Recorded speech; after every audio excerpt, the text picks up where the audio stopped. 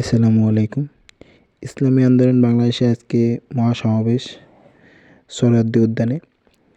যে সমাবেশটি আজকে ইসলামী যুব আন্দোলনের পক্ষ থেকে। আজকে ইসলামী যুব আন্দোলনের পক্ষ থেকে কিন্তু সমাবেশটিতে সবাইকে ডাকা হয়েছে। অনেকে আসছে আজকে। দেখতে পাচ্ছেন হাজার হাজার মানুষ অপেক্ষা করছে হুজুরের অপেক্ষায়। হুজুর যে রাস্তা থেকে যাবে সেই রাস্তাতেই আছে সবাই মোবাইলের পিছনে ব্যাক ক্যামেরা দিয়ে ভিডিও করতেছে, কখন হুজুর আসবে, কখন হুজুরের সাথে দেখা হবে। দেখতে পাচ্ছেন হুজুরের যে গাড়ি বহরটি রয়েছে, গাড়ি বহরের আগে যে মোটরসাইকেলগুলো থাকে, সেই মোটরসাইকেল ইতিমধ্যে আমাদের এখানে উপস্থিত হয়েছে, তারা ঢুকতেছে। এবং দেখতে পাচ্ছেন ইতিমধ্যে আমাদের মাঝে উপস্থিত হয়ে গেছে পীর সাহেবুর চরমনায়, যে হাত পাখা নিয়ে গাড়ির উপরে দাঁড়িয়ে আছে।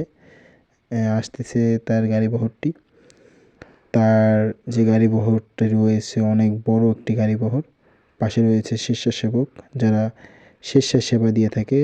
দেখতে পাচ্ছেন ইতিমধ্যে তার পিছনে গাড়িতে রয়েছে নায়েবে আমিনুল মুজাহিদিন, যার হুঙ্কারে শেখ হাসিনার মসনদ কেঁপে আজকে শেখ হাসিনা গদি ছেড়ে বাংলাদেশ ছেড়ে পালাতে বাধ্য হয়েছে, ছাত্রদের সাপোর্ট করেছে।